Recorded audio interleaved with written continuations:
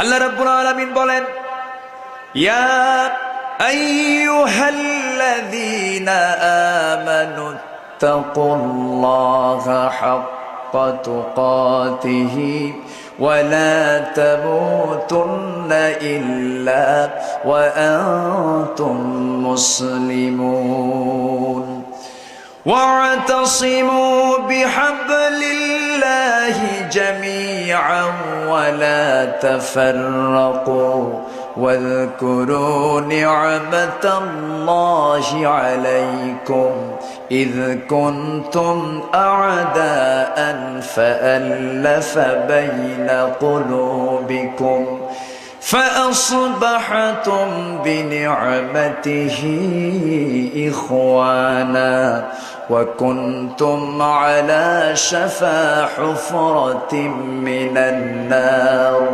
فأنقذكم منها كذلك يبين الله لكم آياته لعلكم تهتدون জোরে বলেন আল্লাহু আকবার।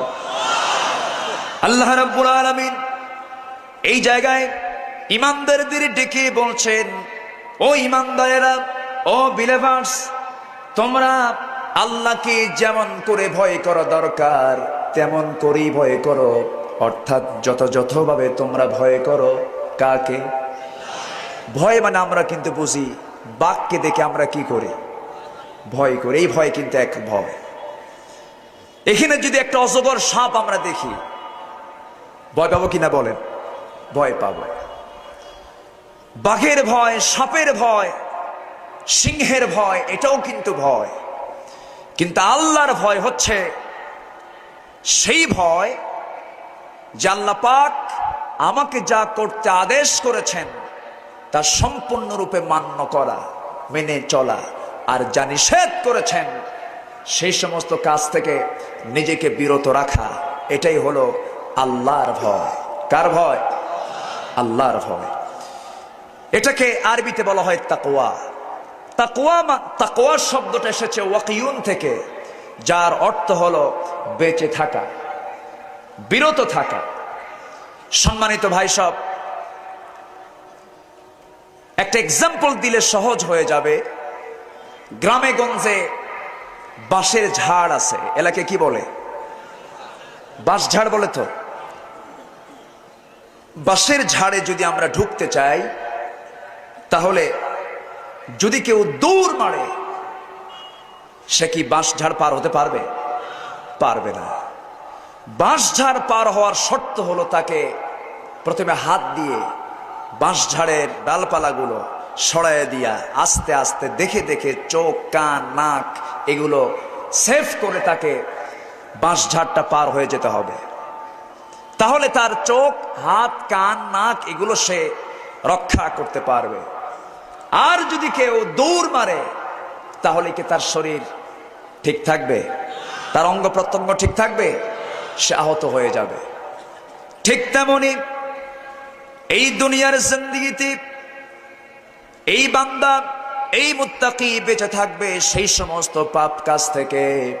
এই দুনিয়াতে চলতে গেলে বান্দা চুরি করতে পারবে না, ডাকাতি করতে পারবে না, জেনা করতে পারবে না, গীবত করতে পারবে না, এরপরে ঘুষের কারবার করতে পারবে না।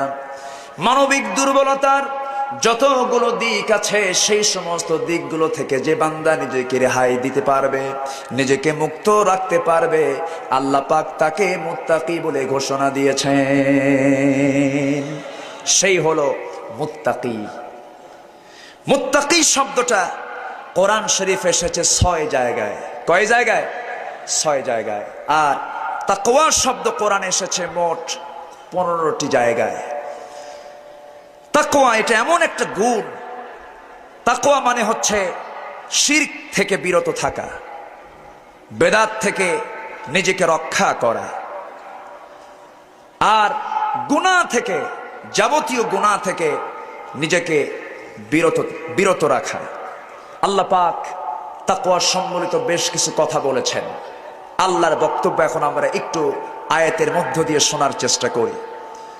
আল্লাহ রাব্বুল আলামিন বলেন, ওয়াত্তাকুল্লাহা ওয়া আতিউহু ওয়া ইউআল্লিমুকুমুল্লাহু ওয়াল্লাহু বিকুল্লি শাইইন আলীম। সূরা বাকারা 282 নম্বর আয়াতে মহান রব্বুল আলামিন বলছেন, তোমরা আল্লাহকে ভয় করো, ওয়া আতিউহু, এবং তারই তোমরা আনুগত্য করো। আবার আরেক জায়গায় বলছেন, ইয়া আইয়ুহান নাসু ইন্না খালাকনাকুম মিন যাকারিন ওয়া উনসা ওয়া জাআলনাকুম শুউবান ওয়া ক্বাবাইলা লিতাআরাফু ইন্না আকরামাকুম ইনদাল্লাহি আতকাকুম ইন্নাল্লাহা আলীমুন খাবীর। জোরে বলেন আল্লাহু আকবার। সূরা হুজরাত 13 নম্বর আয়াতে মহান রব্বুল আলামিন বলছেন, এই দুনিয়ার ভিতরে আমি কোনো মন্ত্রীকে দাম দেব না, কোনো এমপিকে দাম দেব না, কোনো প্রেসিডেন্টকে দাম দেব না। আমি সেই লোকটাকে সবচেয়ে বেশি দাম দেই তোমাদের ভিতরে যে বান্দা আমি আল্লাহ আমাকে সবচেয়ে বেশি ভয় করে। আমার ভয় যার ভিতরে বেশি, আমাকে যে বেশি ভয় পায়, আমার হুকুম যে মেনে চলে, যে মুত্তাকি, আমি তাকে সবচেয়ে বেশি দাম দেই। যেরকম সুবহান।